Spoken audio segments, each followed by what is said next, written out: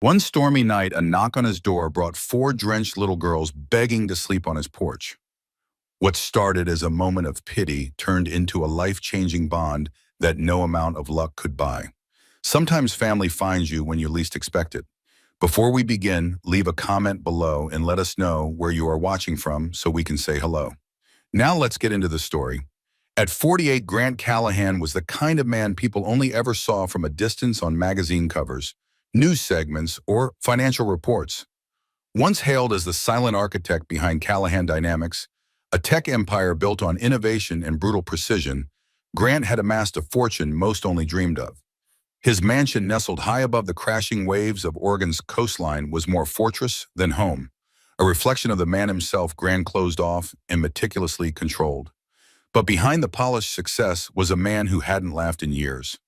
Grant had built his empire alone. No siblings, no close friends.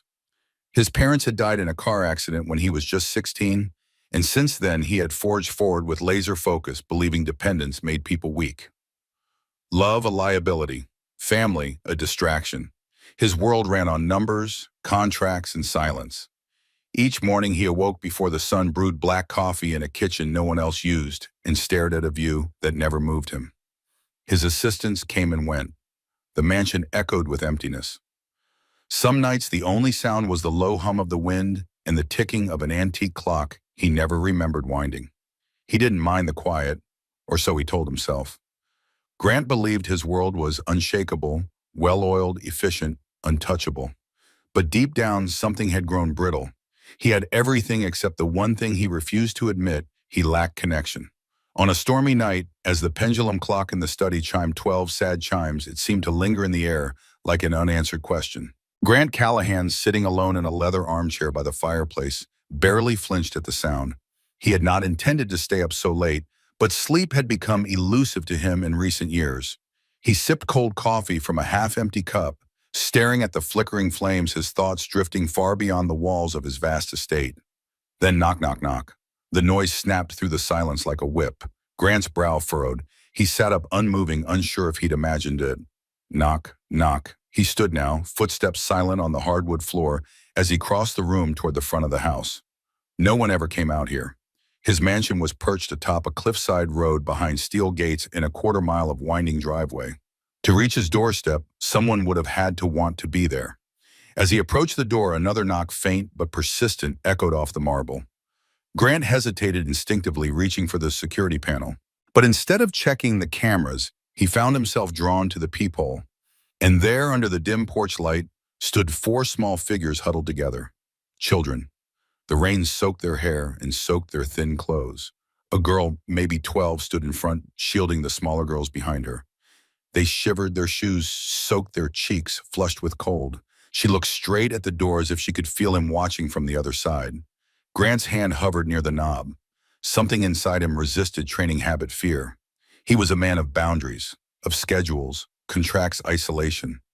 Letting strangers into his life, especially children, went against every rule he'd written for himself. But then the youngest child sneezed, a sharp, shivering sound that pierced through the wood and cracked something invisible in Grant's chest. He opened the door. Cool air swept in, rain dripped from the roof, and the girl immediately spoke. Her voice was hoarse but steady. "Sorry to bother you. The storm washed away our tarp. Could we sleep in your yard just for tonight, and we promise not to cause you any trouble, sir?" Her words weren't desperate. They weren't rehearsed or pleading. They were matter of fact, like someone who had stopped expecting kindness, but still knew how to ask. Grant looked at her, at the three children behind her, three little girls, all wide-eyed and stiff-shouldered. They weren't begging. They were surviving. The billionaire's throat tightened. The fireplace behind him crackled faintly. He glanced back at the comfort of his warm, empty home, and then at the freezing children in front of him. Something shifted, and with a quiet voice that startled even himself, Grant replied, "You're not sleeping outside." He stepped aside. "Come in." The entryway lights cast a soft golden glow, flickering slightly as wind pressed against the tall windows behind them. Grant Callahan stood just inside the door, still stunned by what had entered his world. The girls didn't move much at first. Julia, the eldest, stayed close to the others, her posture alert, ready to protect, ready to run, but mostly ready to endure. The younger three clung to her side like petals in a storm, their soaked clothes clinging to tiny frames, their eyes darting from the towering man before them to the unfamiliar grandeur that surrounded them. Grant's voice when it came was quiet but edged with confusion. "Where are your parents?" Julia's lips parted, but for a moment no words came. Then she swallowed, squared her shoulders, and said softly, "It's just us." A pause. The kind of silence that stretches heavy across the room. "Our mother died last winter," she continued, her eyes never leaving him. "We were in a shelter then, under a bridge, then near the train station. But when it rained so hard, the water rose very quickly. Tonight it washed away everything we had." Grant couldn't stop looking at them. Maz's tiny fingers clutched the corner of Julia's shirt like it was the only stable thing in her life. Sophia sat on the cold tile floor, legs crossed, her shoes squishing with water. Amanda was twisting the hem of her dress, her chin trembling, but she didn't cry. Julia's voice barely rose above a whisper. "We just needed somewhere dry. Even outside. Just not in the water again." Her words weren't dramatic. They weren't designed to manipulate or draw pity. They were simply truth, and that truth hit Grant harder than any investor betrayal or business loss ever had. These weren't numbers on a screen. These were children. Cold, homeless, real. He noticed how Julia kept glancing at her sisters, her attention torn between explaining their situation and making sure none of the little ones collapsed from fatigue. She was 12, but standing in that moment, she carried the weight of a mother, a father, a protector. And something about that responsibility, shouldered so quietly, cracked something in Grant's hardened shell. "You shouldn't be out there," he muttered, more to himself than to them. Julia's shoulders sagged a little, not in defeat, but in cautious hope. She didn't expect miracles, just a night out of the storm. As the girls stood uncertainly just beyond the threshold, Grant Callahan disappeared down the hallway, his polished shoes making barely a sound on the stone floor. He moved with the mechanical rhythm of a man who had always relied on control, precise, rehearsed, untouched by anything chaotic. But tonight that rhythm faltered. In the linen cabinet, he grabbed 4 oversized bath towels, fluffy, pristine, untouched. Then he paused, gripping the edge of the door for balance. His mind raced not with fear, but with disorientation. Children. In his home. 4 little girls who had nothing but the wet clothes on their backs and a quiet kind of courage he couldn't stop thinking about. He returned to the entryway, towels folded in his arms like a clumsy offering. "Here," he said, clearing his throat. "You can dry off before you catch a cold." Julia stepped forward, first taking the towels and handing them out carefully to her sisters. Each girl took one with wishy, cautious eyes. Maza wrapped hers around her tiny body like a blanket. Sophia used hers to dry her dripping hair. Amanda struggled to reach the ends of her sleeves until Julia bent down to help her. Grant watched. There was a familiarity in Julia's movements, not in the sense that he had seen her before, but the way she instinctively cared for the other girls. He had seen that posture once years ago in the mirror, when he'd been 16 alone and bearing both parents in the same week. No one had taught him how to survive. He just had. He saw that same fire in Julia, that same quiet refusal to fall apart. "You said you lost your shelter," he asked, his voice softer now. Julia nodded. "It was just a tarp and some crates to sit on. We tied it to the fence by the station, but the wind tore it last night, and this evening the rain finished it off." Her explanation was so matter-of-fact it chilled him more than any sob story would have. These girls had accepted discomfort the way most people accepted furniture. "Where were you planning to sleep?" he asked again. Julia looked him in the eye. "Anywhere with a roof, a bench, a porch. We've had worse nights." A porch, that's all they wanted. Not a bed, not warmth, just not to be soaked through and forgotten. Grant inhaled deeply, a storm of emotions churning beneath the surface. Pity wasn't what he felt. It was something deeper, more personal. He couldn't name it, but it gripped him with an urgency he hadn't felt in years. "You don't have to stand here," he said, finally stepping aside. "Come in further. Sit. Let me figure something out." The girls obeyed without question, still clutching their towels, their footsteps echoing against the high ceiling. Julia ushered her sisters into the grand living room where warmth from the fireplace had begun to push back the chill. And Grant, still standing, realized something strange. He didn't want them to leave. The fire crackled in the hearth, casting flickering amber light across the high ceilings and glossy floor tiles. The grand living room with its clean lines and polished stone had never known the soft presence of children before. Tonight it held four. Julia perched at the edge of the couch, her arms resting protectively across the backs of the three little girls beside her. Amanda was curled against her side, nearly asleep. Maza was still drying her hair, towel draped over her head like a hood. Sophia sat cross-legged on the floor, eyeing the glowing embers with quiet wonder. Grant Callahan stood a few paces away, observing with a mixture of tension and disbelief. This wasn't part of any plan. His world functioned on timetables, boundaries, strategic decisions. But what decision had he made just now to let four strangers, four drenched, frightened little girls into his home without a single question asked? He cleared his throat, breaking the silence. "You must be hungry." Julia looked up startled. "We had some cracker." "You're not okay," he replied, the firmness in his voice surprising even himself. "It's past midnight, you're soaked freezing, and you've been living under a tarp. That's not okay." Julia blinked, stunned into silence. Grant took a breath, softening. "I'll make something. It won't be fancy, but it'll be hot."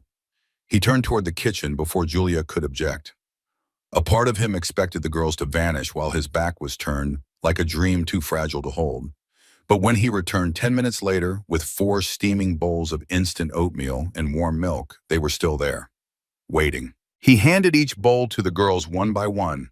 Amanda clapped quietly before digging in. Sophia whispered thank you like it was a secret. Maza blew gently on each spoonful before tasting. Julia, meanwhile, didn't touch hers until the younger girls had eaten half of theirs. "You don't have to wait," Grant said, watching her. She smiled shyly. "They come first." A long pause followed. Not awkward, just still, peaceful even. Then Grant spoke again. "You don't have to leave after you eat." Julia looked up, startled. "We don't—" "Not tonight," he said. "You can stay. Inside." She didn't speak right away. Her eyes searched his face for any sign of hesitation.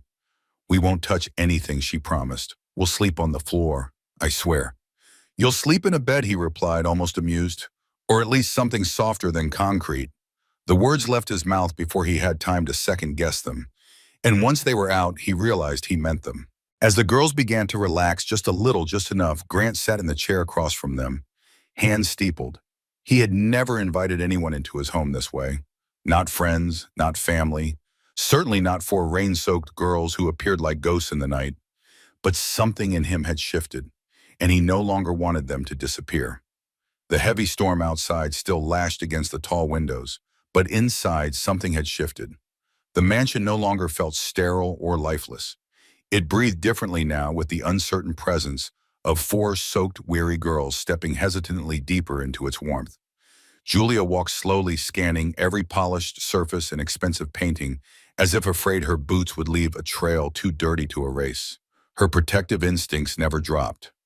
One hand rested on Amanda's shoulder, while the other reached back to ensure Maza and Sophia were still following. Grant Callahan, who had once roamed this house in silence for years, watched from a few steps behind, unsure what unsettled him more, the storm outside or the fragile parade of children moving through his home. He led them past the living room into a hallway lined with guest rooms. He hadn't used this wing in over a decade. Most doors remained shut, beds still dressed in perfectly folded sheets no one had wrinkled. They passed a grand mirror, and Julia caught a glimpse of herself. Her face looked older than 12, drawn smeared with dried rainwater and something far heavier. "This one's good," Grant said, stopping at a door halfway down. He opened it to reveal a spacious guest room with soft cream walls, a queen-size bed, and a plush rug underfoot. A window overlooked the backyard garden, now washed out in the night's downpour. The fireplace in the corner activated by remote cast, a soft, steady glow. The three little girls rushed in first. Sophia reaching for the edge of the bed, Maza letting out a small squeak of surprise at the warmth of the rug under her feet, and Amanda pointing with delight at the glowing fire. But Julia stood still in the doorway. Grant turned to her. "You don't like it?" She shook her head quickly. It's too much," he furrowed his brow. "Too much," her voice cracked a little. "We're not used to rooms like this, pillows, fireplaces. It feels like we're dreaming, and I don't want the girls to wake up yet if it's not real." Her honesty stunned him. He could have said something clever. He could have said they deserved it, or that it was real, but all he managed was, "You're safe here tonight. That's real enough for now." Julia finally stepped inside her guard, slowly easing. She guided the girls out of their damp clothes, helping them into oversized t-shirts from a drawer. Watching them huddled together under the thick blankets, Grant felt a strange ache, one he hadn't allowed in years. Not pity, not responsibility. Longing. Something about seeing the four girls slowly relax in the glow of unfamiliar safety. Something about Julia's hand resting on the other three as they drifted off made the silence in the room feel holy. As he gently closed the door behind him, Grant stood alone in the hallway, heart pounding. He had no idea who they really were. But part of him already hoped they wouldn't leave. The house had never been so quiet and yet so alive. Grant Callahan sat at the edge of his kitchen island, a glass of untouched water in front of him, the storm still tapping on the windows like a metronome to his thoughts. He didn't remember asking for this moment. It had arrived uninvited. Four small strangers now slept under his roof, and something in him wouldn't let it go. Just before he turned in for the night, he checked on them once more. He walked quietly down the guest wing, almost afraid the silence might shatter if he breathed too loud. The door was slightly ajar. Inside, the fire had dimmed to a gentle glow. On the bed, the three smallest girls lay in a haphazard tangle of blankets, Amanda curled up at the edge, Maza tucked near the pillows, and Sophia sprawled like a little starfish, one arm flung over her sister's leg. They looked peaceful now, far removed from the cold chaos of the rain. But Julia wasn't asleep. She sat upright in the armchair by the window, wrapped in one of the hotel-style robes from the closet, her damp hair pulled into a loose braid over her shoulder. She looked up when she noticed him. "I didn't mean to stay awake," she said softly. "I just don't sleep much when we're in new places." Grant stepped inside slowly. "You don't have to explain. I'm not sleeping either." For a moment, they said nothing. The distance between billionaire and child had collapsed into something oddly familiar. Two people quietly carrying too much. "I didn't get your names earlier," Grant said gently, leaning against the doorframe. "I mean, I know yours now. Julia. But your sisters?" Julia glanced at the bed, then back at him. "The one with the stuffed bunny is Amanda. She's the smallest, but she thinks she's in charge." Grant cracked the faintest smile. "Next to her is Maza. She doesn't say much, but she hears everything. And Sophia's the dreamer. She talks in her sleep and draws on anything with a surface." "Triplet?" he asked. "All three of them. Born 6 weeks early, Mom used to call them the storm after the calm." Her voice caught slightly, but she pushed through. "They're 5 now. They've seen a lot." Grant didn't press. He didn't need to. "You've done a lot for them," he said quietly. Julia shrugged, but her eyes betrayed her. "They're all I have left. I'm supposed to take care of them, even when I'm scared." The words landed hard in Grant's chest. He saw so much of himself in her, alone too soon, made to grow up before the world gave permission. "You don't have to carry it all tonight," he said, his voice low. Julia didn't reply, but she looked out the window again. Her posture relaxed just a little. As Grant left the room, one thought clung to him tighter than the wind outside. For the first time in years, he wasn't just letting someone in. He was letting himself feel. Golden light pushed gently through the clouds, illuminating dew-speckled windows and silent hallways. For once, Grant's morning routine was not driven by spreadsheets or investor calls. Instead, he lingered by the kitchen window, his coffee-untouched eyes tracing the lines of the storm-soaked garden beyond. He had heard children's laughter before on sidewalks and passing at airports, but never like this. From the guest room, faint giggles floated into the hallway. They were soft and uneven, like music from an old music box, trying to remember a melody. Grant followed the sound. In the guest room, Julia was brushing knots from Amanda's hair, as Sophia and Maza huddled near the fireplace trying to warm their small hands.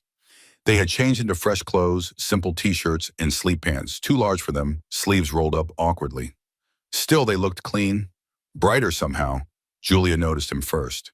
"Good morning," she said carefully, voice polite but guarded. "Morning," Grant replied. "Did you all sleep?" "Okay." Amanda nodded vigorously before Julia could answer. "It was like a cloud." "The bed, I mean." Sophia giggled, her arms full of pillows. "We pretended it was a boat and we were sailing to Candyland." Maza, quieter than the rest, just offered a shy nod.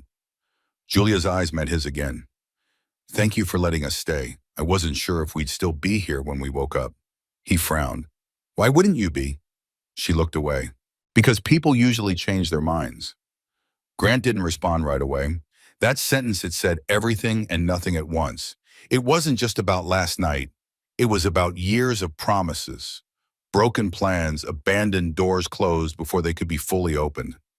Sensing the heaviness, he sat down on the edge of the armchair, arms resting on his knees. Julia. Where did you all go when your mom passed? Julia's hands froze for a moment in Amanda's hair. Then she gently finished the braid before answering. She got sick fast. We stayed with her until the end, in the hospital. Then, there was no one else. No family that wanted 4 girls. No neighbors who said yes. We were sent to a temporary group shelter. And your father, he asked quietly. Her face hardened not with anger, but with something deeper. Disappointment. Grief. He left when the triplets were babies, said he wasn't built for all of it. He packed up one night and never came back. Grant's chest ached.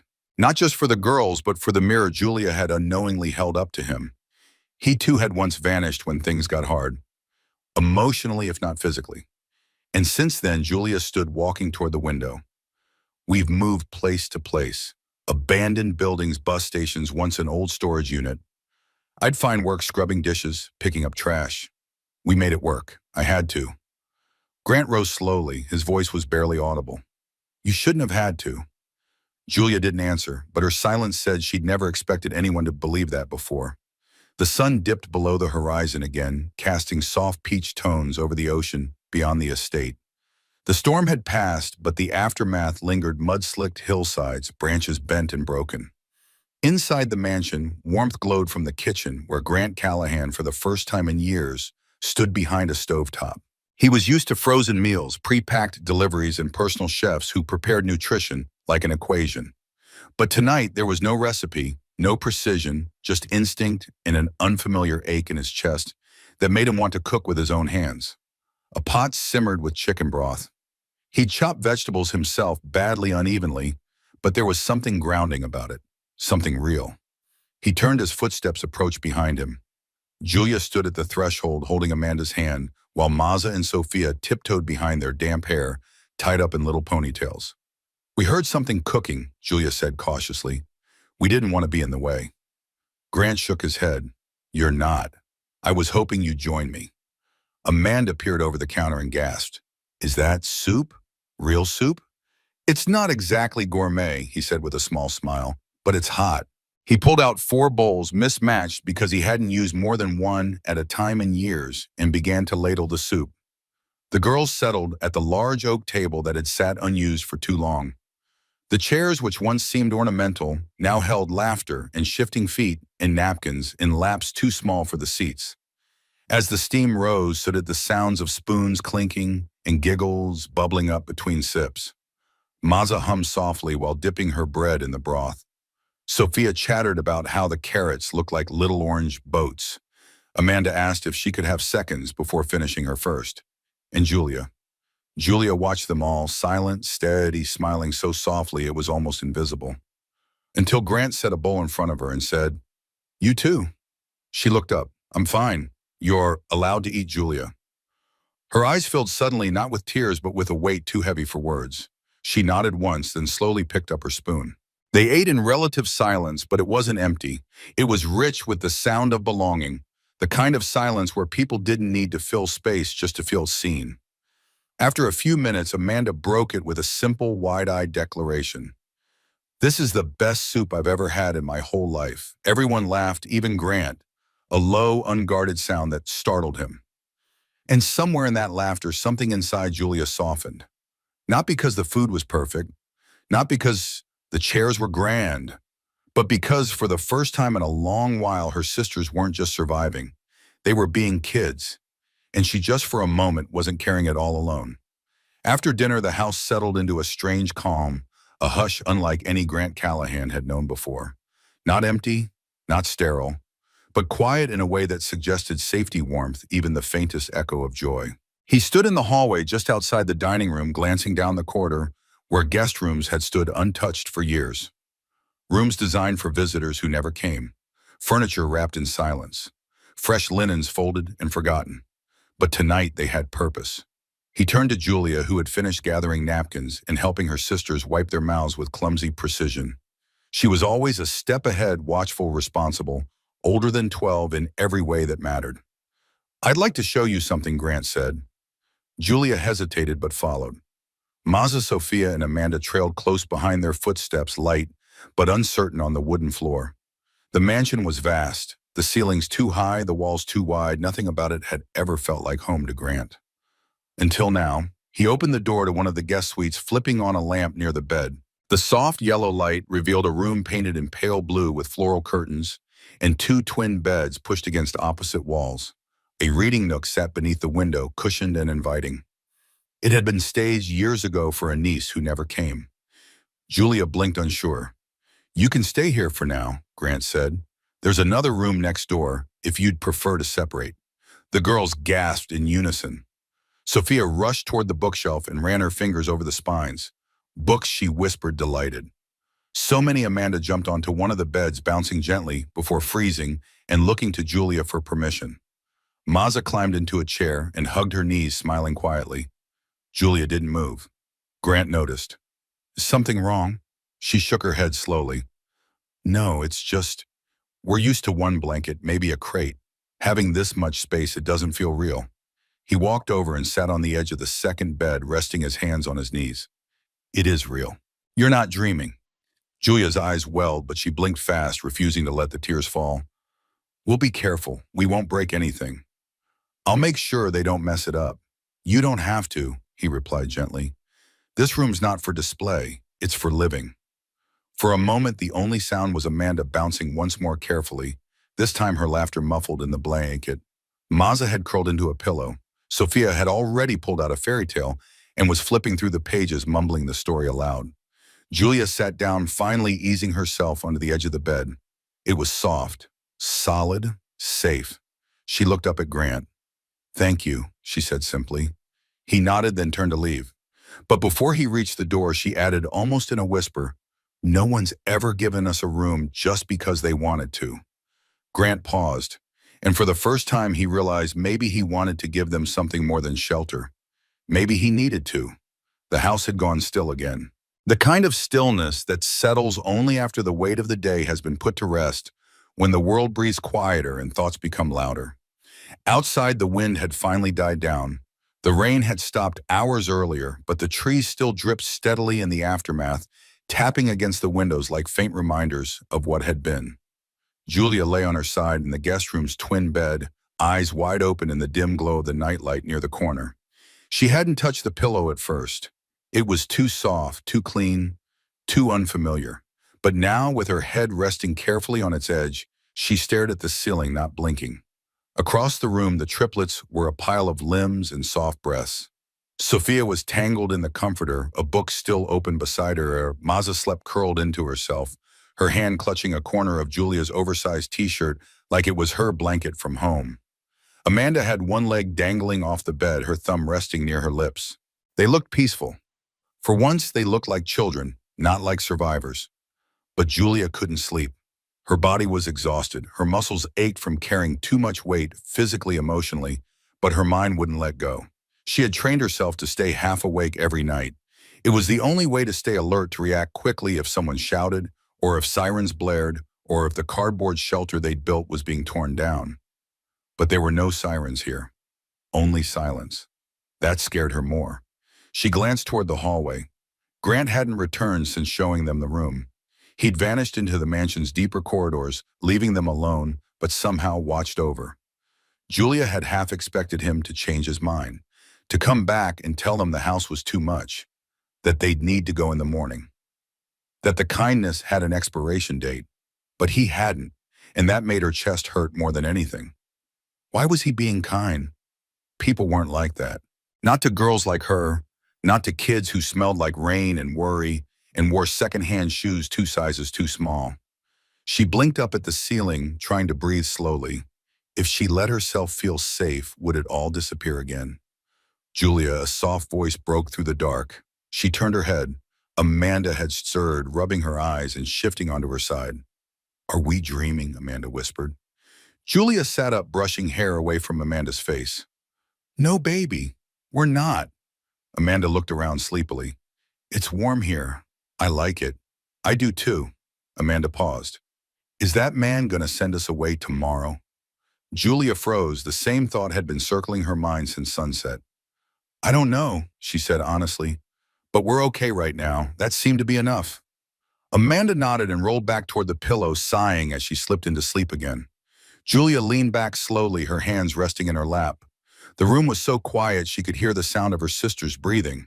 Each little breath was proof they had made it through one more night. One more fight for safety, one more borrowed space that hadn't pushed them away. And yet, this space felt different. There had been something in Grant's eyes when he looked at her, not fear, not pity, but a kind of searching. Like he recognized something in her, a version of himself he might have buried long ago. She didn't know why she felt that, but she couldn't shake it. She closed her eyes for the first time all night and for a few minutes allowed herself to rest. Not fully, not deeply, but enough to loosen the knot in her chest, enough to let her shoulders drop. Meanwhile, down the hall, Grant sat alone in his private study staring at the security monitors, one of which now showed the guest room. He watched Julia sit motionless on the bed, not knowing her name, until just hours ago and yet unable to stop thinking about her. 12 years old, carrying the weight of a world that had abandoned her. Carrying three little girls like fragile glass through the storm, he rubbed his forehead, fighting an ache behind his eyes.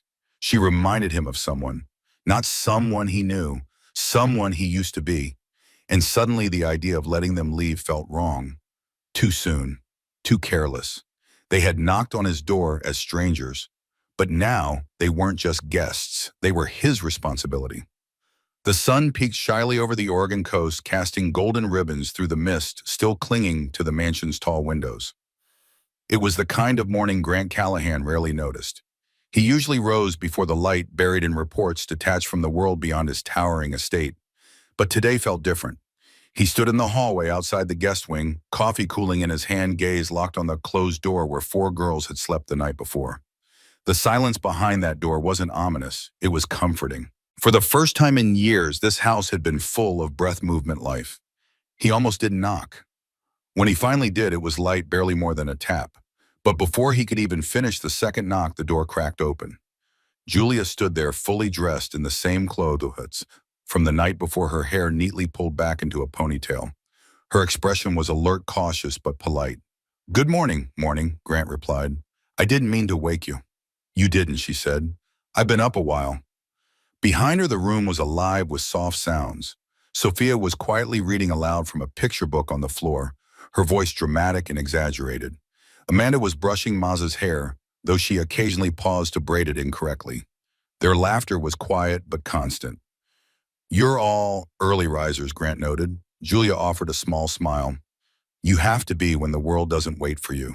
He nodded slowly, his chest tightening again within that same unfamiliar emotion that had been creeping in since the knock on his door. He hesitated before speaking. I was going to make breakfast. Would that be okay? She didn't answer right away. Her guard was still up, but her voice softened. If it's not too much trouble. Not at all, he said. Actually, I'd appreciate the company.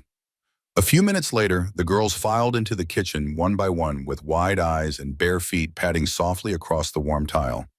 The massive kitchen, usually sterile and unused, was now bursting with the scent of cinnamon and toasted bread.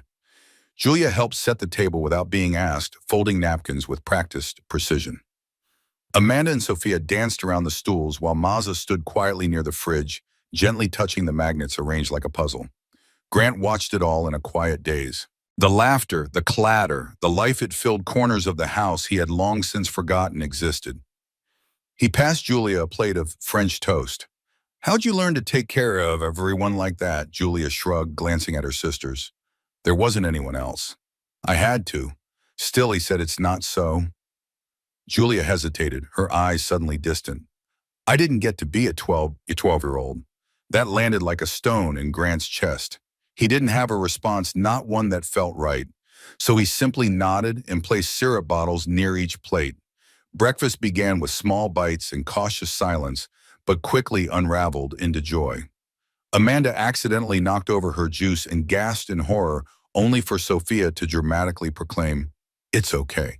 The floor was thirsty too, sending all three girls into a fit of uncontrollable giggles. Julia winced, reaching for a napkin. "I'm so sorry, I'll clean it up." Grant held up a hand. "It's just juice. The floor will live." Julia froze for a second, unsure whether she was allowed to laugh, then she did. Just once. A small, breathy laugh that made her seem her age for a flicker of a moment. When breakfast was done and the girls wandered toward the back patio to explore the garden, Julia stayed behind to help rinse dishes. "You don't need to do that," Grant said gently. "I know," she replied, "but it helps me breathe." He didn't press. She looked up at him.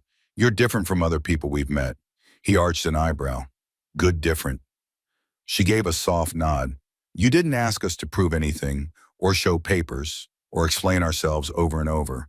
Grant folded a dish towel slowly. "Sometimes you don't need proof, just trust." Julia seemed to turn that over in her mind for a while. Then she glanced outside where her sisters were chasing butterflies through the damp grass. "They haven't run like that in a long time." Grant followed her gaze. "They should run every day," he murmured. And for the first time, Julia didn't feel like a guest in someone else's house. She felt seen. The sun had fully risen by the time Julia began folding the extra clothes they had borrowed. The house was warm, the breakfast dishes long since cleared, and her sisters were still playing in the garden just beyond the glass doors. But Julia knew better than to mistake comfort for permanence. Good things didn't last. Not for people Lee. She gathered the clothes into a neat pile and placed them on the edge of the bed. The room had been kind, its soft mattress, thick blankets, and quiet corners, but it wasn't theirs. None of this was. She looked around once more, memorizing every detail. The floral curtains, the little reading nook, the fireplace that didn't require matches. She wanted to tuck it all into the corners of her memory, something to tell her sisters about again, when the next night came cold and empty.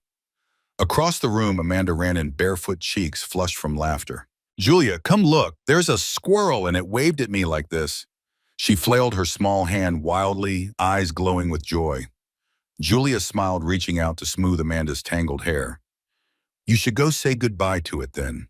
We'll be leaving soon." Amanda's smile faltered. Leaving Julia hesitated. "It's not our house, Amanda, but it's nice here."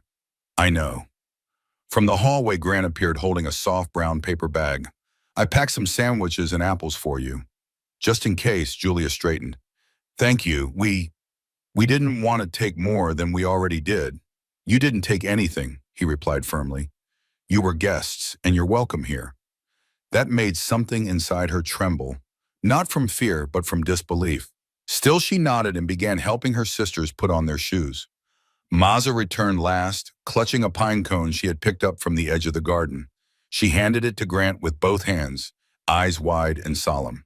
"For you." He knelt down slowly and accepted it like it was made of glass. "Thank you, Maza. I'll keep it." Sophia pouted as Julia buttoned her coat. "But we just got here." "I know, sweetie," Julia said, her voice soft but steady. "But we have to keep moving." They always had to keep moving. Grant stood silently near the doorway, unsure of what to say.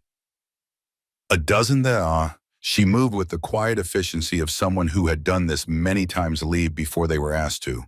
She was halfway to the front door before he finally spoke. "Where will you go?" She turned back, her hands still clutching Amanda's coat. "We'll find somewhere. We always do." The words were calm, practiced, but her eyes, they betrayed her. There was a flicker of hope she hadn't meant to show. Grant looked at the door, then at her. Then finally at the three girls, waiting patiently behind her, each holding on to something small. Amanda with her stuffed bunny Maza, with her pine cone missing a tip. Sophia with one of his books tucked quietly under her arm like it was a treasure map. He exhaled slowly. "You don't have to go," he said, his voice low but steady. "Not if you don't want to." Julia blinked, stunned. "What? You can stay. For more than just a night, if you want to?" Her lips parted. "Why won't?" He thought for a moment. "Because no one that small should have to figure out where to sleep every night. And no one your age should have to make every hard decision." Julia looked at her sisters, then back at him. "You don't even know us." "Then let me," he said. It was so simple, so quiet, and yet it cracked something wide open in her chest. No agency worker had said it. No shelter volunteer. No adult who came and went like a train passing in the night. Let me know you. She didn't speak again, not with words. She just nodded slowly, eyes stinging. Behind her, Amanda asked, "So we're not going?" Julia shook her head, "Not yet." The girls cheered softly, hugging one another like someone had just handed them Christmas morning. Grant turned away for a moment, pretending to study the coat rack by the door. But in truth, he needed to steady himself. Because something had changed. This wasn't a favor anymore. This was the beginning of something neither of them had planned for, but both desperately needed. For the first time in what felt like forever, Julia didn't have to plan her next move. No bus schedules to memorize. No hidden corners to sleep in. No mental checklist of supplies she needed to stretch through the next week. Just a door that hadn't closed behind them. She stood by the tall bay window in the hallway, arms crossed loosely, watching her sisters play in the garden with paper boats made from napkins. Amanda shrieked with joy every time hers floated across a puddle. Sophia insisted hers was a pirate ship. Maz, quiet as ever, followed just behind them, guarding her boat like it was made of gold. Behind Julia, the house was quiet but not cold. She could hear the hum of something cooking in the kitchen, the gentle murmur of Grant's voice on a call, the rhythmic ticking of the wall clock in the study. Normal sounds, domestic sounds, the kind of background music that filled the homes of people who didn't live in fear. It felt foreign, and wonderful, and terrifying. Grant appeared a few minutes later, walking slowly down the hallway, hands tucked into his pockets. He had changed out of his button shirt and into a plain sweater and slacks. He looked less like a billionaire and more like someone's uncle. "You all right?" he asked gently, standing a few feet away. Julia nodded but didn't turn around. "I don't know how to just be here." "That's okay," he replied. "There's no rule book." She looked over her shoulder at him. "Are you sure you want us here?" He met her gaze unwavering. "I haven't been more certain of anything in a long time." Julia hesitated. "I've just never had someone mean it when they said that. Not without expecting something back." Grant walked over, standing beside her, now watching the girls as they chased their makeshift boats through the puddles like they'd never known what it meant to be cold and wet and scared. "I don't want anything from you, Julia. Not a thank you. Not proof. Just a chance to give you a safe place for as long as you need it." She drew in a shaky breath. "That's not something I know how to trust yet." He didn't flinch. "Then I'll wait. And in the meantime, I'll keep the door open." For a moment, Julia didn't speak.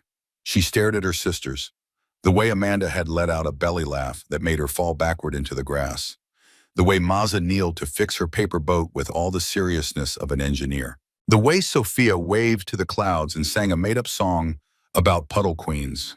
They looked happy. She hadn't seen them like that in months. Julia whispered more to herself than to him. "I forgot they could be like that." Grant's voice softened. "They're kids. They're supposed to be." She blinked, eyes burning. "They haven't had a real childhood in a long time." "You still have time to give them one," he said. "You don't have to carry it all on your own anymore." She looked up at him sharply. "But if I don't carry it, who will? I will," Grant answered without hesitation. "Or at least part of it. You've done more than anyone should ever ask a 12-year-old to do. Let someone help now." Julia bit the inside of her cheek, trying to keep the emotion at bay. She had never asked for help. Help was unreliable. Help disappeared. But this didn't feel like help. It felt like possibility. She turned away again, not wanting him to see the tears that were forming. "They really like you," she said after a moment. Grant smiled faintly. "I like them too." Another pause. And then Julia asked the question that had been silently building in her chest all morning. "What happens now?" Grant exhaled, not from exasperation, but from the weight of what he was about to say. "Now you say, you stay as long as you want. We get you settled, find out what you need. School closed toys. We can work it out together." Julia's voice was small. "And if someone comes, a caseworker, the city, then we tell them the truth," Grant replied calmly. "That you're safe, that you're wanted here." She turned toward him, finally, eyes wet but focused. "And if they say we can't stay," he looked at her firm and clear, "then I fight, with everything I've got." Julia didn't trust easily, but in that moment she believed him. Not because he made it sound easy, but because he made her feel like she wasn't alone anymore.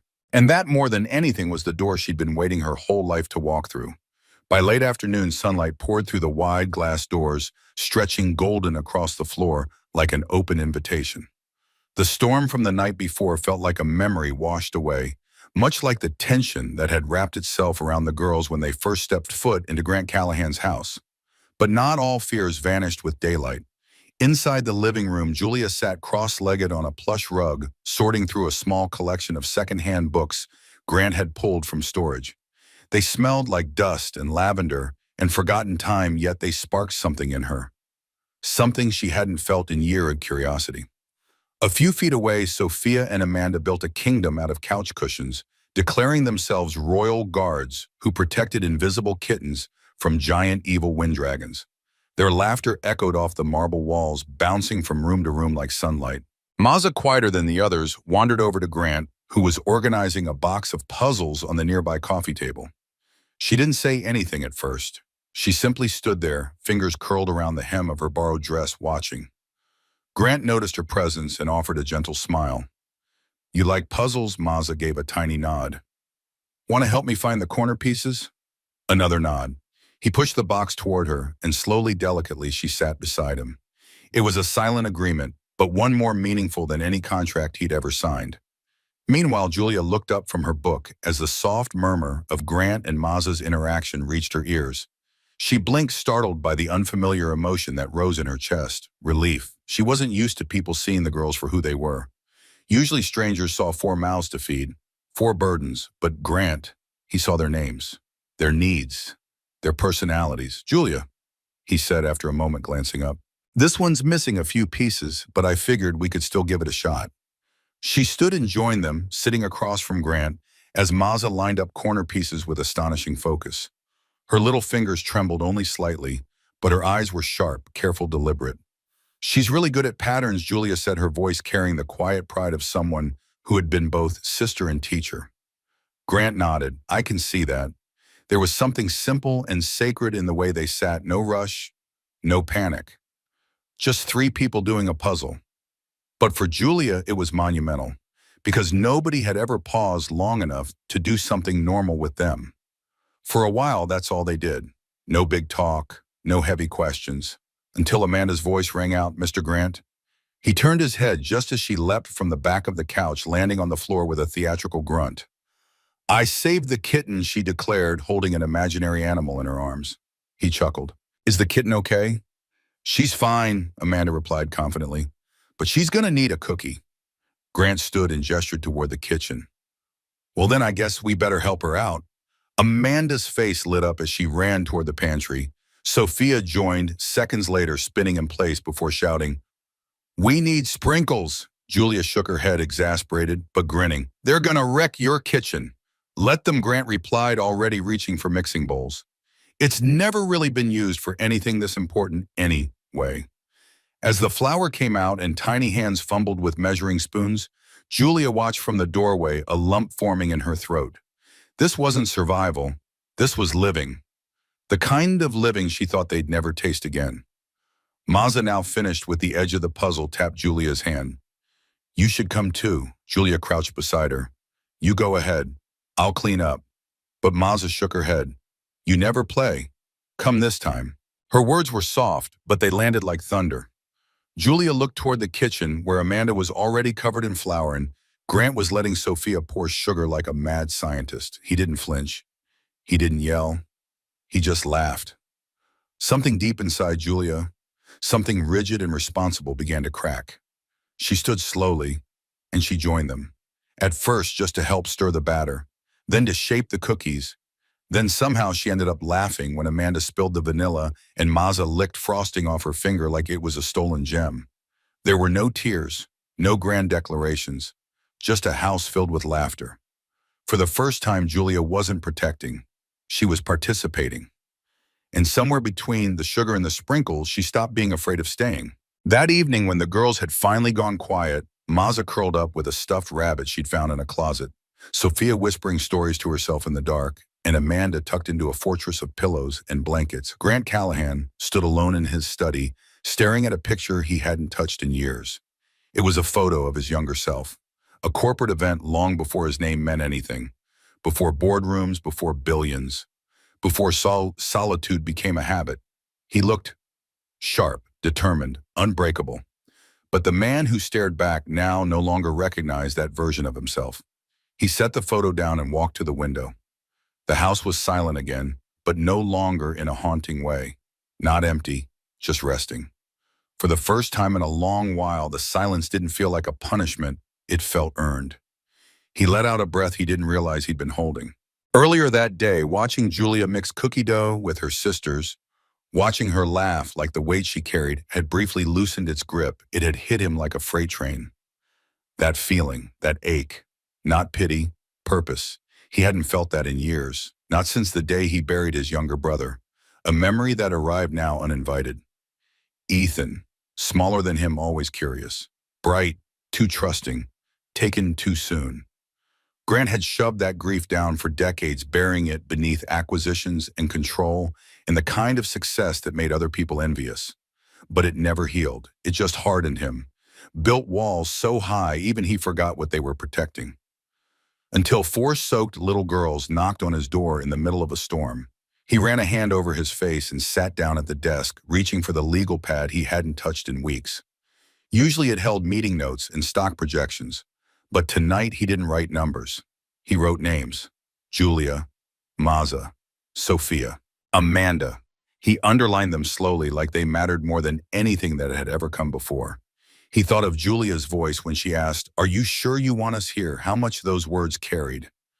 How many times she must have heard the opposite. How tightly she must have held herself back from hoping. And yet, she had stayed. So had the others. And somehow the walls of this mansion, once sterile, lifeless, had absorbed that hope like sunlight into stone. A soft knock pulled him from his thoughts. He turned to see Julia standing in the doorway, her arms crossed but her eyes calm. "I didn't mean to bother you," she said. "You didn't," he replied quickly. "Everything okay?" She nodded. "The girls are asleep. Just couldn't sleep myself." He gestured toward the chair across from him. "Sit." She hesitated, then stepped inside and lowered herself into the leather seat like someone who still wasn't sure she was allowed to take up space. He waited, let her breathe. After a moment, she asked, "Why did you let us stay?" Grant folded his hands. "Because no one else did." She studied him for a long moment. "You don't even know us." He gave her a small smile. "Not yet, but I'd like to." That seemed to disarm something in her, just a bit. "I'm used to people pretending to help. They're kind for a day, maybe two. Then they disappear. Or call someone who'll handle us. I'm not calling anyone," he said. "I don't want to handle you. I want to understand you." She exhaled sharply, almost like a laugh. "That's a new one." He leaned back. "I lost someone a long time ago. Someone I loved. And for a while I stopped letting anyone close enough to lose again." Julia didn't say anything, but her expression softened. "I think that might have been a mistake," he added. She looked down at her hands and back up. "Do you think people like us can really have a home again?" Grant looked at her steady and sure. "I think you already do." That broke something in her. She didn't cry. She didn't fall apart. But she smiled. Not out of politeness, out of belief. And for Grant, that was the moment he knew the house was no longer just a place he lived. It was becoming a place he belonged. The next morning, the mansion woke gently. Soft light drifted through the curtains in the girls' room. The fireplace had cooled overnight, but the air was still warm. Sophia was the first to stir, her small body stretched across a mess of blankets, like a cat basking in safety. A moment later, Amanda sat up suddenly, hair wild, blinking toward the window. "Are we still here?" she whispered, rubbing her eyes. From the other bed, Maza lifted her head slowly and nodded, her voice barely a murmur. It wasn't a dream. Julia, already awake but pretending not to be, exhaled quietly into her pillow. For once, she didn't need to jump up and prepare for the unknown. She didn't have to check if their things had been stolen or if security guards were on their way to move them along. It was the first morning in a very long time that didn't begin in fear. Instead, it began with something else entirely: trust. Downstairs, Grant was in the kitchen. He wasn't wearing a suit. No tie, no blazer, just a navy blue long-sleeve shirt and jeans. He looked ordinary, human. He had no idea how to make pancakes from scratch, but that didn't stop him from trying. The griddle hissed as batter bubbled, and he squinted at the mess like it was a boardroom puzzle he hadn't quite cracked. He didn't hear the footsteps at first, but when he turned around, Amanda was there barefoot and wide-eyed, watching him with the kind of interest only 5-year-olds could offer. "Are you cooking?" she asked skeptically, trying to, he admitted, flipping a misshapen pancake. Sophia came in next, followed closely by Maza. Julia appeared last, arms folded, but smiling softly. "We smelled something," she said. "That something might be burning," Grant said, eyeing the griddle with mock concern. Amanda gasped dramatically, "You're burning breakfast." He held up a spatula like a weapon. "Not on purpose." The girls dissolved into laughter, and Grant, for a brief moment, allowed himself to enjoy the chaos. The mansion had always echoed with his footsteps alone. Now it pulsed with life giggles, soft squeals, syrup requests. "I made extra," he said, gesturing toward the table. They climbed into chairs, legs swinging, voices overlapping as they fought over the funniest shaped pancake. Julia helped cut Maz's food and wipe syrup off Amanda's cheek. It was a scene Grant had never imagined would unfold in his home. But here it was. When breakfast was over, Amanda tugged on his sleeve. "Can we go outside again today?" Grant crouched to her level. "Only if you help me build something important first." She gasped. "Like a treehouse." He shook his head. "Like a memory." The girls looked confused but intrigued. So he led them outside into the backyard where a small wooden bench sat beneath a tree. "I never use this part of the garden much," he said, "but I was thinking maybe we make it ours, something just for you." Sophia clapped. "Can we name it?" "Of course." Amanda hopped up onto the bench and yelled, "Kitten Kingdom!" Maza tugged Julia's sleeve. "What should we call it for real?" Julia looked at Grant, then at her sisters. "Maybe something simple." She bent down and traced the words in the dirt beneath the tree, the safe spot. The air stilled. Even Amanda went quiet. Grant stared at the words, throat tight. "That's a perfect name," he said softly. They spent the next hour decorating the area with rocks and pine cones, leaves shaped into hearts, and one of Sophia's drawings pinned to the bark with a twig. It was messy, childish, beautiful. And Grant, kneeling in the dirt beside them, felt more grounded than he had in years. Later, as Julia helped clean up the breakfast dishes, she paused and looked at him seriously. "You don't have to keep doing this, you know." He looked up. "Doing what?" Trying so hard. "We're not used to people staying." Grant dried his hands on a towel. "Maybe it's not about what you're used to anymore. Maybe it's time someone showed you something different." Julia blinked, unsure how to answer that. "You've been surviving a long time," he continued. "Maybe now you can start living." He didn't expect her to respond. But after a pause, she said, "I want them to know what that feels like. All 3 of them." "You're already giving them that," he said. Then he added, "And you're allowed to want it for yourself too." Julia looked down, her voice soft. "I don't know how," Grant replied gently. "Then let me show you." And in that moment, for the first time, Julia didn't just believe in him, she let him in. By the end of the week, the mansion didn't feel like the same place anymore. The floors were still marble. The windows still framed sweeping ocean views. The chandeliers still glowed with quiet luxury. But something deeper had shifted, something intangible yet powerful, like the air had warmed and the silence had learned how to sing. Grant Callahan sat at the far end of the long dining table, where he used to eat alone in perfect stillness. Now every surface near him was covered in the beautiful chaos of childhood crayons, a juice box tipped on its side, a paper crown that Amanda had declared royal property, and half a sandwich with a single bite taken out of it.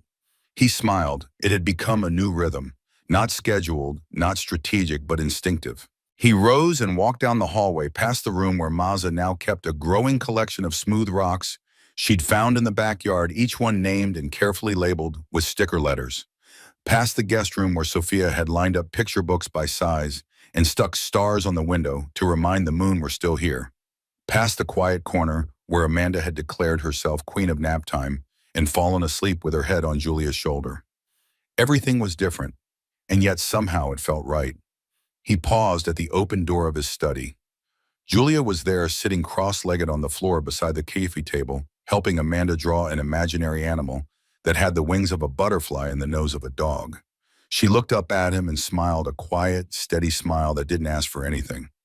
Just acknowledgement. Just presence.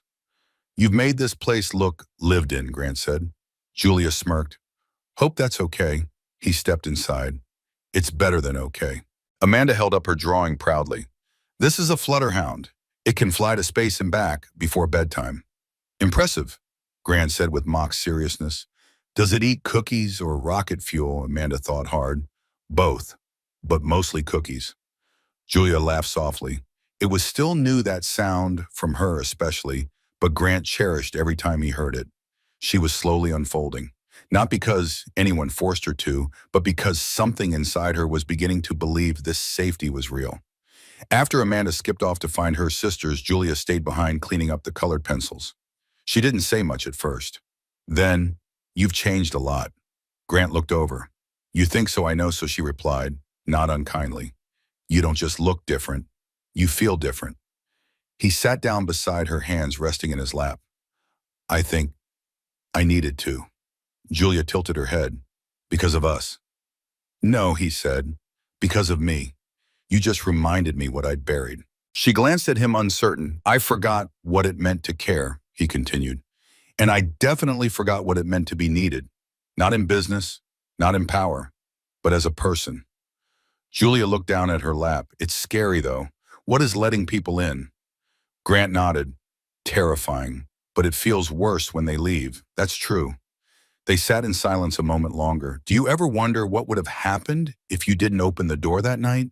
She asked softly. Every day, he replied. Julia's voice trembled a little. We were going to sleep under a bench. We didn't know where to go next. Grant's jaw tightened. I didn't think anyone would answer, she admitted. And I didn't think I'd care, he said. Her eyes met his. But you did, she whispered. He nodded. I did. I still do. A beat passed. Is it weird that this feels like a home, she asked. No, Grant said. It means we're doing something right. Outside, the girls' voices rang through the garden again. Sophia was singing something loud and slightly off-key. Maza called out for someone to see her latest rock. Amanda shouted Flutterhound at the clouds. Grant stood and held out his hand to Julia. She looked at it for a moment, then took it. Together they stepped outside into the golden light of the afternoon. He didn't know what the future held. There would be complications, legal battles, awkward conversations, paperwork, and probably a few sleepless nights. But this moment was whole. For the first time, Grant didn't see the mansion as his alone. It belonged to laughter now, to crayons and tiny shoes, to healing, to second chances. It belonged to them. Grant Callahan had closed many deals in his life, some worth millions, others billions. He'd sat across from politicians, CEOs, and venture capitalists with more power than sense. But none of that prepared him for the kind of decision he was about to make now. Because this time it wasn't about leverage. It was about love. He sat at his desk, a legal document open in front of him. It wasn't flashy. No embossed logo, no grand signatures. Just a few lines that, if signed, would begin a process far more personal than anything his board had ever seen. Temporary guardianship request. A quiet knock at the office door pulled him from his thoughts. Julia stepped in, arms loosely crossed, her expression unreadable. I put the girls down for a nap, she said. He nodded. Thanks. They seem pretty wiped after building that pillow fort. Julia cracked the faintest smile. Sophia declared it a fortress for unicorn defense. I didn't ask questions. He gestured toward the chair across from him. Sit with me a minute. She hesitated, then moved toward the chair, slowly, cautiously, like she expected this conversation to shift the ground beneath her feet. She was right. I want to talk to you about something, Grant said gently. Julia braced herself. Are we leaving? No, he said immediately. No one's leaving. Her shoulders loosened slightly, but her face remained guarded. Then what? Grant tapped the paper in front of him. I spoke with an attorney this morning. Quietly, off the record, just to ask questions. Julia's gaze dropped to the paper. What kind of questions? The kind that start with, what would it take to keep them safe? She swallowed. You mean legally? He nodded. Right now there's no paperwork. No system knows where you are. That's both a blessing and a ticking clock. Sooner or later, someone's going to notice. And if they do before we're ready, they'll send someone. Someone who doesn't know you or care about you. Someone who won't see what I see. Julia stared at the page in silence. So Grant continued, this is a petition for temporary guardianship. It would give me the legal right to protect you, to speak on your behalf, to keep you here. Her voice was so soft he almost missed it. And you'd really do that? I'm not offering this lightly, he said. This isn't pity. It's not charity. It's because I care about you, about all four of you, and I want to be the one who stands between you and whatever comes next. Julia shook her head, slowly, eyes glassy. You don't know what that means. The paperwork, the questions, the home visits. It's not just a signature. It's your whole life changing. I'm counting on it. That made her go still. I've lived in this house for over a decade, he said, and I can't remember a single night that meant it as much to me as the one you knocked on my door. I don't want this house if it doesn't have your laughter in it, your books on the shelves, Amanda's drawings stuck to the fridge. He paused, then added, I want to fight for your right to stay, but I need your permission to try. Julia looked down at her hands. Her voice cracked when she spoke. No one's ever fought for us before. They have now. Tears spilled down her cheeks before she could stop them. Not loud, not messy, just quiet and unstoppable like the rain that first brought them here. I don't know if I believe this is real, she whispered. Grant's voice was steady. You don't have to believe it yet. You just have to let it happen. She wiped her eyes with her sleeve and nodded slowly. Okay. He reached across the desk and gently placed the pen in front of her. Then let's do this together. Julia didn't sign anything, not yet, but her fingers brushed the edge of the paper, and in that gesture, Grant felt something shift. She was no longer preparing to run. She was beginning to root. Outside, the sky had turned a soft gold. Amanda, Maza, and Sophia stirred from their nap laughter, already bubbling down the hallway. And in that moment, surrounded by the quiet promise of a future he never expected, Grant Callahan made the most important business move of his life. He chose family. The doorbell rang just after noon. It was subtle, two short chimes that echoed softly through the now lived-in halls of Grant Callahan's mansion. But it landed like thunder in Grant's chest. Today wasn't like any other day. It was the day they'd been preparing for. The day everything they'd built could be validated or taken away. Julia stood at the top of the stairs, clutching the wooden railing with white knuckles. She wore a navy cardigan and jeans, her hair neatly tied back, but her expression betrayed the storm beneath the surface. Downstairs, Maza, Sophia, and Amanda were gathered on the couch with juice boxes and coloring books, completely unaware of the significance of the visitor waiting outside. Grant opened the door. A woman stood there, clipboard in hand, government ID clipped to her blazer. She had the look of someone trained to stay detached, but the faint tension in her brow revealed she knew this wasn't a routine visit. Mr. Callahan, she asked. He nodded. Come in. Her name was Ms. Adler, a family caseworker assigned by the state once Grant's guardianship request had reached the system. She stepped inside and immediately scanned the space eyes touching on the framed drawings in the hallway, the tiny pink sneakers by the front door, the evidence of 4 young lives stitched into every corner. Julia appeared behind Grant's shoulders tense but head high. The girls peeked around the edge of the couch, whispering to each other. Ms. Adler smiled politely. You must be Julia. Yes, ma'am. I've read your file, she said gently. I know you've been through a lot. Julia didn't respond. Grant's hand rested lightly on her shoulder. Just enough to say, you're not alone. The caseworker sat on the armchair, flipping through her notes. This started as a midnight knock. 4 children without shelter. A man known for avoiding the press suddenly filing for emergency guardianship. You understand how unusual this looks on paper. I do, Grant said. But I hope what you see in this house today speaks louder than paper. For the next hour, Ms. Adler spoke with each girl. She asked Sophia what her favorite color was, glitter, and Amanda recited a story about a dream she had where Grant turned into a giant cookie and they all ate him. Even Maza, shy as she was, held up her rock collection and explained which ones were lucky, and Julia. Julia answered each question with calm honesty. She described where they'd been, what they'd lost, and what it felt like to wake up in a place where no one made them leave. He doesn't treat us like a problem, she said finally. He treats us like we matter. Ms. Adler closed her notebook. I've seen enough, she said. Julia's breath caught. Mr. Callahan, she continued, we'll begin the process to formalize your guardianship next week. But based on what I've seen here today, I have no concerns. These girls belong here. Relief washed through Grant's chest like a tide breaking free. Thank you, he said softly. Julia didn't move. For a second, it didn't register. Then it hit her. They weren't leaving. She turned to Grant, lips trembling. We're really staying, he nodded. You're home now. The caseworker left quietly. There was no parade, no confetti. But when that door clicked shut behind her, the mansion was filled with something far greater than sound.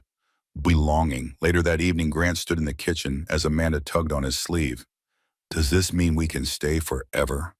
He bent down to her level. As long as you want to, Maza appeared beside him. Even if we get messy, especially then. Sophia joined in. Even when we fight. He smiled. That's what families do. And Julia? She leaned against the doorway, arms crossed, but this time with a warmth in her eyes that hadn't been there before. She still didn't fully understand how everything had changed, but she believed in it now. Grant looked at her. We okay? She nodded slowly. Yeah, we're okay. No longer a billionaire hiding from his past. No longer four girls lost in the storm. They had found each other, not by blood, not by obligation, but by choice. From strangers on a rainy night to something unshakable. It's a family. We'd love to hear what you think. Drop a comment below and rate this story from 10 to 100. Tell us where you're watching from too. Make sure to hit that subscribe button and turn on the notification bell so you never miss a story. And if this touches your heart, check out more uplifting videos by clicking on the end screen now.